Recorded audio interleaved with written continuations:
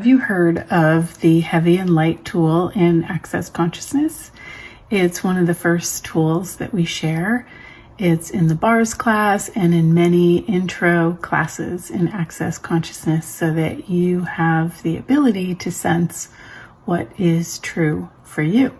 However, I know a lot of people that have difficulty with this tool. Sometimes the simplest things are the hardest, and I am creating a clarity night clarity hour, so that we can look at this tool, clear any points of view that you have that keeps you from having the ease of using the tool, and create a different possibility.